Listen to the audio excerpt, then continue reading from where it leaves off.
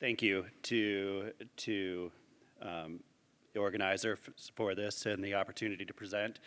I'd like to say I've really enjoyed the meeting to date. I think the information has been great. The discussions and some of the topics have been excellent.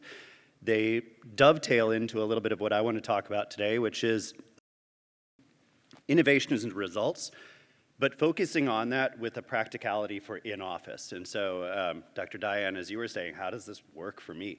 Like, does it get results, and how does it work for me?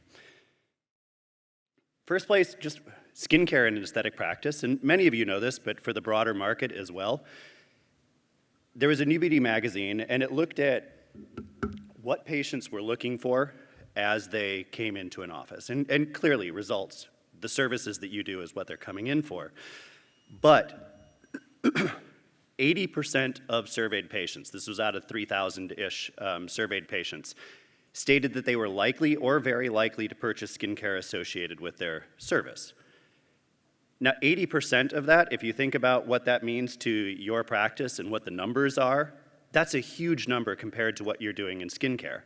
The challenge with that is, if that's the case, why are the numbers not what they could be? And I think some of the challenge there is a need for real validation. One of the things that drives me a little crazy is the lotions and potions, or, oh, I have my staff talk to them about that. Well, that says I don't necessarily believe in what's happening with the results. I'm not sure what it is. I'm not tied to that. I'm doing the services. Instead, we should be looking at this for how does the patient coming into the practice get the best results from walking in the door to the final thing that they do.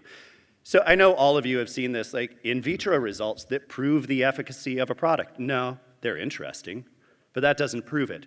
Or combining technologies. We have 2 ingredients in here that are absolutely known and this extremely special third ingredient, and when we did the product, it works. Well, that doesn't mean that the new ingredient was the thing that drove it. So there's a lot of hype that ties into these. Efficacy by consumer promotion, non-inferiority studies that have 10 people in an arm. You'd have to be staggeringly inferior to show up statistically. And that's led to the lotions and potions sort of concept that you hear to the industry. And for my background is biomedical engineering and electrical engineering and MBA, and I designed lasers for about a decade. If product is lotions and potions, then lasers are blinking lights, and RF is heaters. Like, we can have a diminutive form of all of them, but what do they really do in results? So Marini Skin Research results are central to who we are. It's looking at those end results, but also looking at how do we drive the profitability in practice. And we have multiple different peer-reviewed published studies for all sorts of different indications, but what we're looking at now, and where our main focus is, and this is just an example, what can you do, but how do you compare it to a standard? If you have a hyperpigmentation product, have you done a study comparing it, not to say, look, my pigment got better. Well, what is a gold standard that somebody should be using, and how do you compare it to that? So if it's something brand new, is it a placebo-controlled comparative study? If you're comparing it for hyperpigmentation in this case, this is compared to hydroquinone, because that is a standard. So how do you show those rather than just saying, hey, look, this one thing gets better? Well, does it get better than what I should alternately be using? But what we're looking at now is how do we enhance results in product, in service? So how do we combine those services to get results? One that we did is a study with Dr. Beisman, and this was using Cutera's XLV device. Again, I think it's important when you're using devices and you're working with device companies as a skincare company, use things that work. You compare with good devices. So what we wanted to say in this was, if rosacea is treated commonly with 3 laser treatments, and it's 3+, but 3 is sort of a standard baseline, then can we get at least equal results with skincare added to it not doing one of those laser treatments? Does it really add differential value? And these are the results we saw, which there we go. So that first point there, look at the that I'm shining at. That's 1 XLV compared to 1 XLV plus skincare. And this is a skincare for rosacea, or as the cosmetic industry has to call it, redness. That wasn't statistically superior, it definitely wasn't inferior, but after 2 laser treatments, and this is great results, but after 2 laser treatments, the laser treatments plus skincare were statistically superior to the laser alone. And then at the end, there was a 3rd laser treatment that happened there at week 8, and the results were at week 12. The skincare arm didn't get a 3rd treatment, but it's still almost statistically superior to product alone. So when you're doing an office treatment and you're saying, talk to somebody else, or the lotions and potions, I'm not sure, this is saying, no, the patient gets better results when you use great products with great services in your practice. And then when you tie those into your practice for results, that's greater results for the patient, greater satisfaction.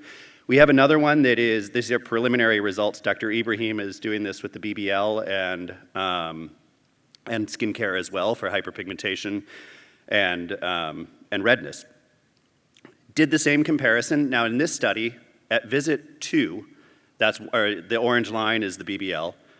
That's the results for the improvement or the reduction in severity following 1 treatment, following 2 treatments. That comparative line is skincare only. They didn't get the first BBL treatment. The second line is skincare plus the BBL. So if you look at what is the value when the person comes into your practice and you say, you know what, I'm looking at my schedule, I'm looking at yours, in 4 weeks, let's get you in to do this service with so-and-so, right now start the skincare. Because you could be as good as one of your first treatments by the time they come in for your first treatment. If you're treating hyperpigmentation in that case, you've actually decreased the actinic bronzing, you've decreased a little bit of the contrast limitations so you can be more aggressive in your first treatment. You can get better results and maintain better results all the way through when you tie these together. So if we shifted that same curves, we said this is now aligned to say you had your first treatment right there with the BBL at the first treatment time, but the skincare arm is already above the curve because they started the skincare. Following 2 treatments. At all points in this, the patient is getting better results. That's greater satisfaction, that's greater engagement in your office, it's greater customer lifetime value, and it's also profit that you bring in. So the profit on the product, the services, if you're charging $500 and you take service charges and everything else, you're making, call it $200 per procedure, $600 profit. The skincare on a year triples that. So what does it do for you in the practice? It gives you a profit implication that you're making more profit, but you're getting better results and the patient is more tied in. So what we're looking at as we look at this industry and this market going forward is really helping capture more of that 80% of patients who are looking for solutions with things that are proven to work, not just claimed or not just presumed. So thank you very much, and again, thank you for the opportunity to present what we're doing.